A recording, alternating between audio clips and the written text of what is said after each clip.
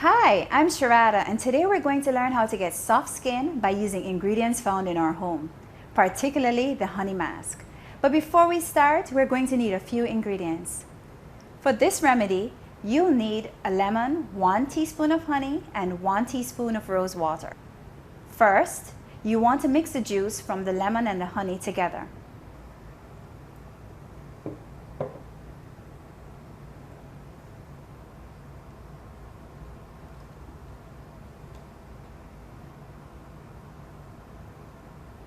The best time to apply this mixture on your face is in the night before you go to bed. Apply the mixture of honey and lemon and allow it to dry for 10 to 15 minutes.